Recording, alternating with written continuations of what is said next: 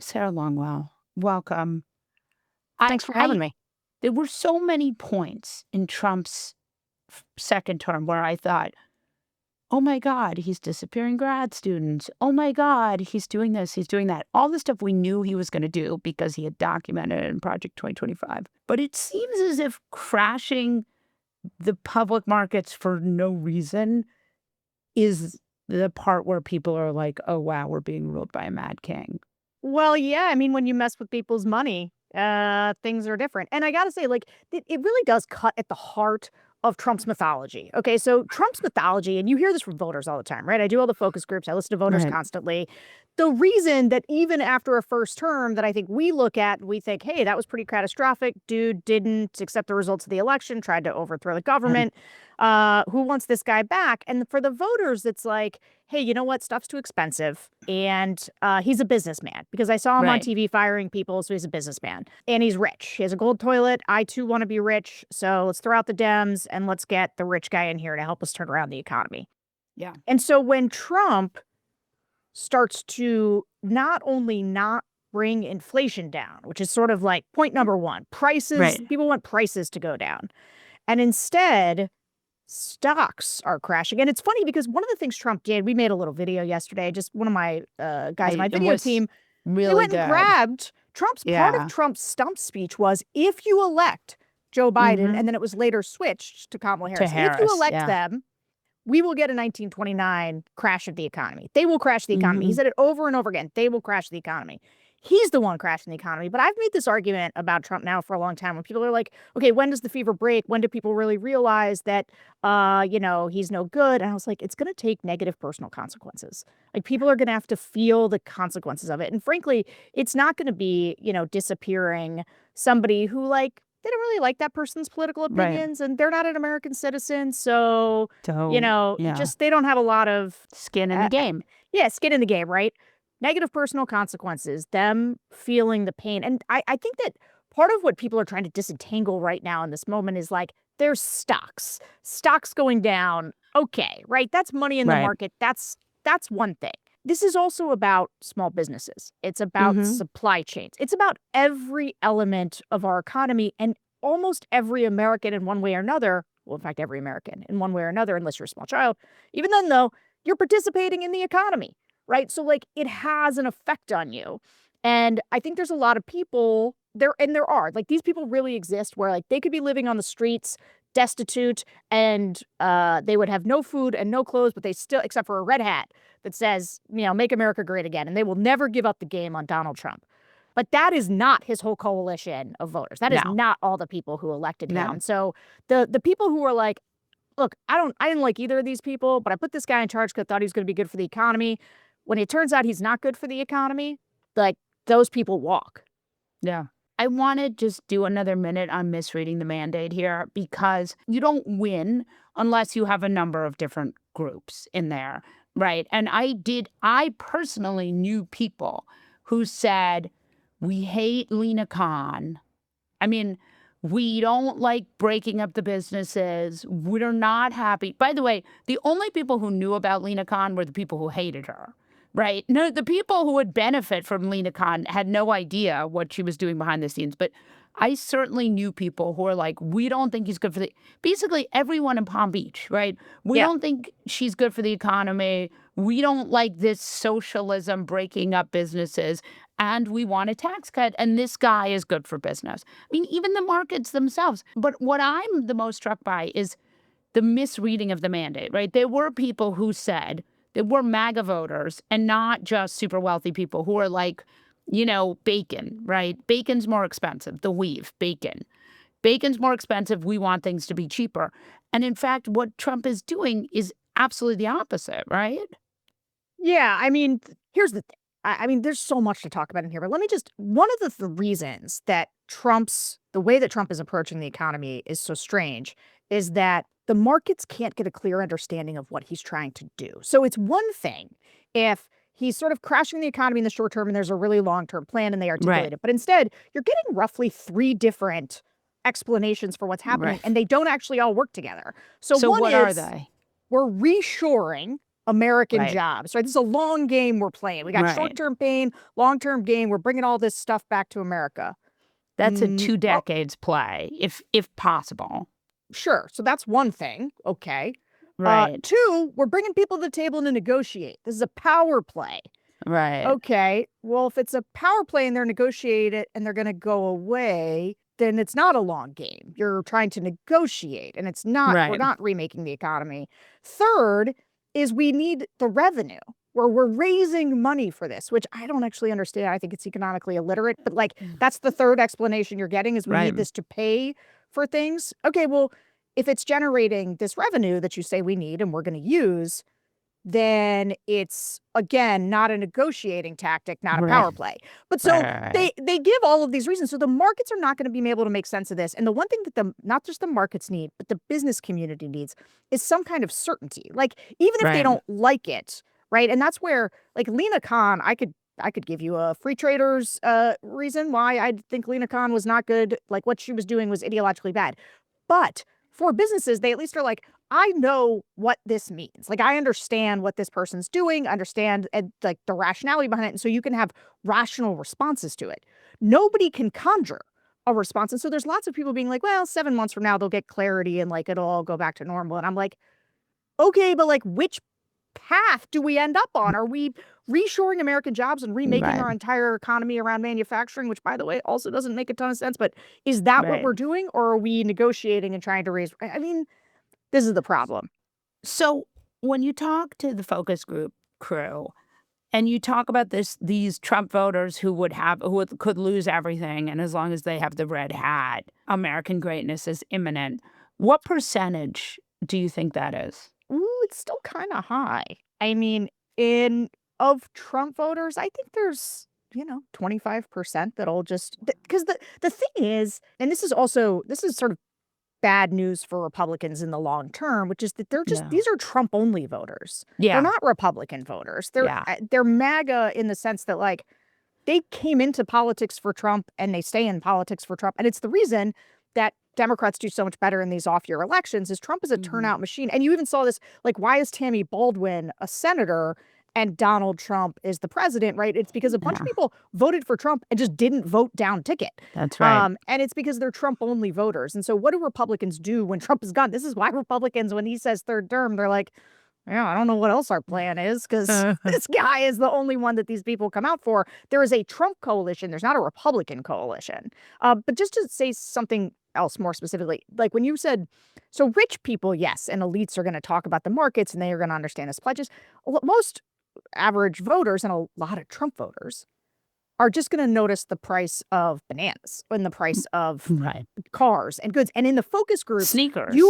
yeah, but people do understand tariffs. I got to tell you, Right. in doing the focus groups over the last few months, the number of people who are like, "Look, I'm looking for a car right now, but I'm so afraid." And like they're looking for cars and they're doing lots of research, they're taking their time because it's a huge purchase for them. They're in the market for a new car, and they're really afraid of the tariffs. People under like so costs going up this like Benny Johnson, it's just what does money matter? What does it cost? It's just like that.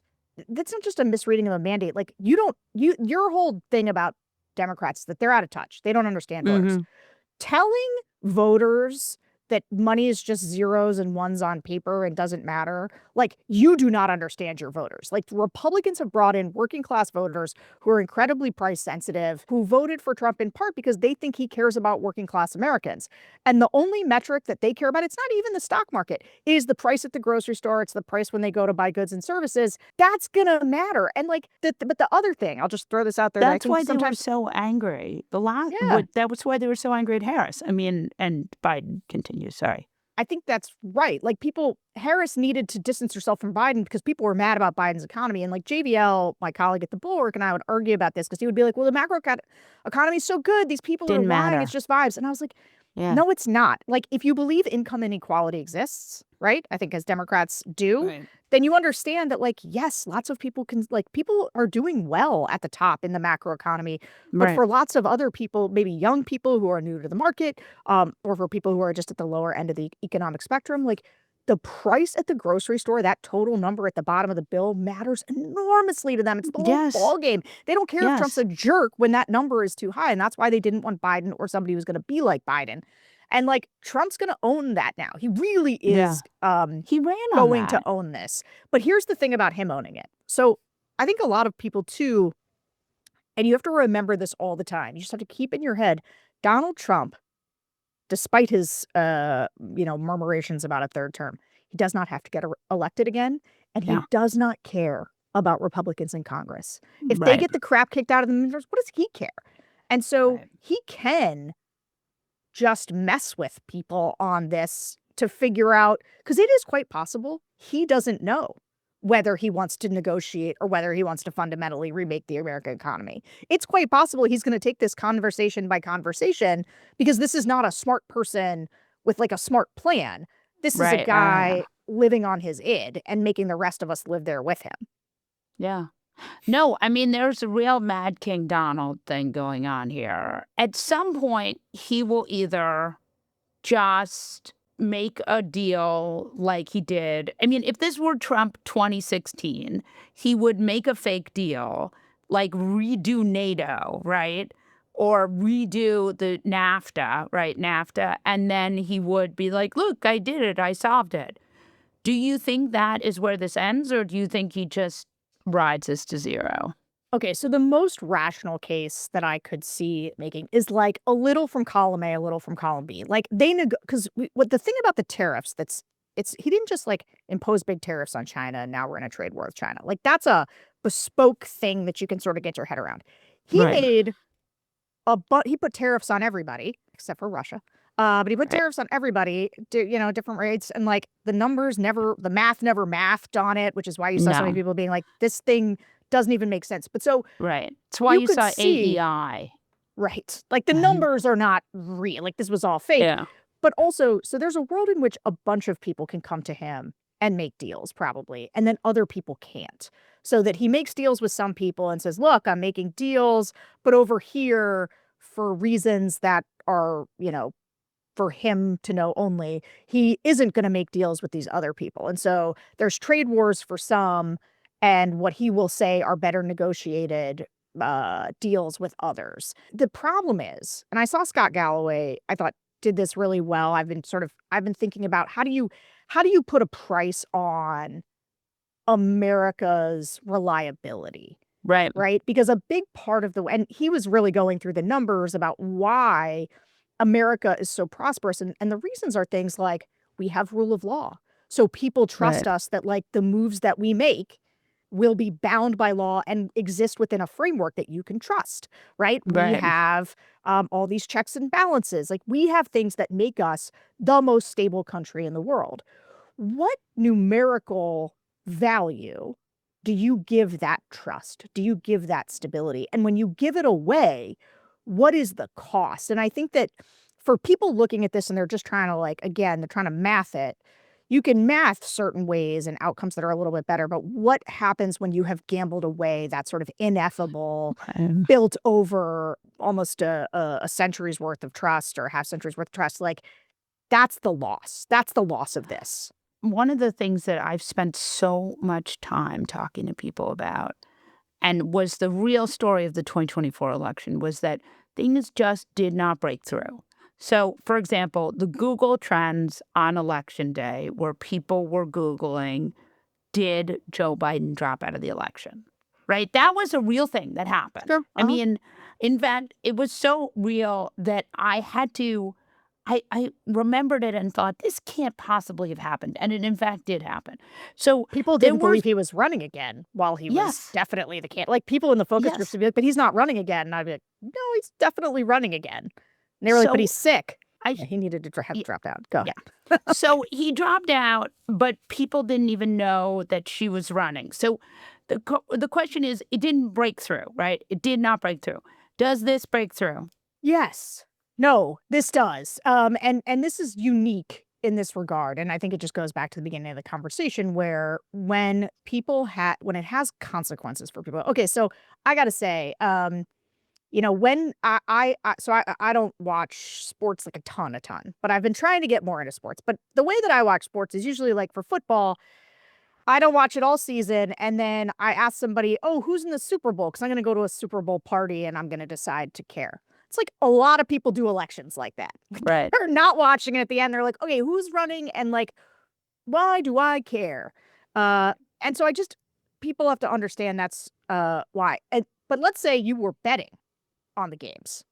You would know a lot more about it, right? You would pay attention if you were betting on the games. You had money riding on it. Well, the entire American public now is going to realize like they got skin in the game. They got money in this game. Their jobs are in this game. The efficiency of the American government is in this game. Like trying to get Mm, somebody to care about an abstract concept like democracy is not a thing. But like when it starts to impact them in terms of price, in terms of their jobs, and this is going to have ripple effects through all of those things in the economy. It is mhm. like COVID in that way, where you're like, will COVID break through? Yes, Right. because Yeah. everyone's dealing with it. This Yeah. is, I think, going to be similar if we get even a few more weeks into what we're doing right now. Like like the iPhone. How many Yeah. who has an iPhone? Um, Everyone. when it doubles in price, people will even if they haven't been paying attention to anything, they go to the store and they're like, why has this doubled in price? And they're gonna be like, oh, Trump put tariffs on things. And they're gonna be like, screw that. Yeah. So the question is, you are a Republican, but you're very I sane. was a Republican. You're an Uh independent now. I mean, my views have changed almost zero on Right. actual policy matters, but the Republican Party, what Republican stands for, is doesn't even come close to believing the things that I believe. And the tariffs are a good example of that. Right. I mean, I think so. But so, what do you think Democrats should be doing right now to Ooh, capture this? I'm really glad you asked. So I have 20 years Mm, of Republican talking to people strategic too. communications Yeah. expertise. Okay, and I want to Yes. give you, Molly, Please. my most expert, sophisticated advice. Are you ready? Yes. Donald Trump is going to just keep punching himself in the nuts. Yeah. Democrats have two choices. They could also punch him in the nuts, or they could punch themselves in the Right. nuts. They should do the first one.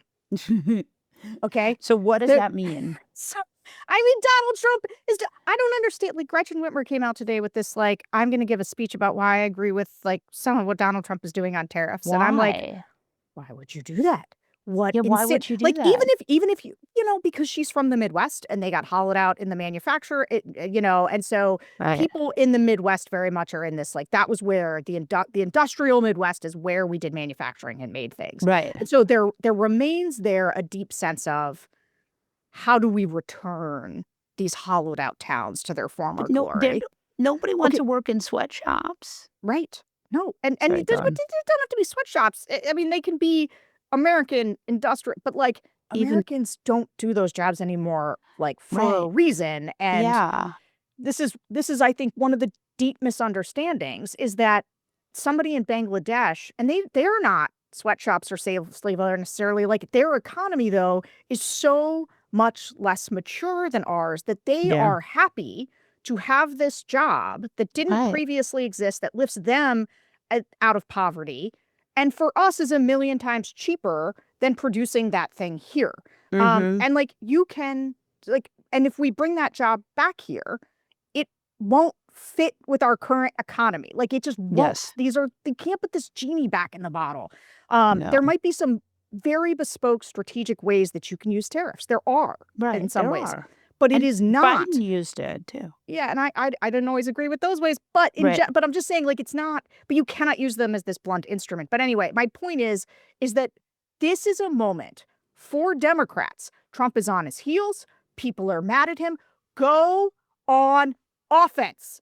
Go say something. Let me tell you what, doing the focus groups, I was just the episode that's coming out this weekend, I did it with Dems. Okay, so I did it with two groups of Right. Dems. Ones that said the Democratic Party should be more moderate, and ones that say the Democratic Party should be more progressive. So two different camps of Dems. Yeah. You know what everybody wants? They What? all sounded exactly the same. They want Democrats to do something, to show up, to go on offense, to feel Mhm. like They are reflecting what is happening to them and to the country. And Mhm. they were like, a lot of people in Washington are like, did what Cory Booker do matter? Blah, blah, blah. And like, there was like one person in the group Nope. who was like, look, it didn't matter, whatever. But everybody else was like, thank Loved it. God, loved it. Yeah. Yeah. Please, more. Please, people, say something, do something. And so what did Democrats do? Like, go get him, guys. Yep. What are you waiting for? Yeah. And by the way, it's team fight versus team cave, just like Pritzker said. Yeah. Go fight for your Thank you. country, guys. Thank you, Sarah Longwell. Thank you.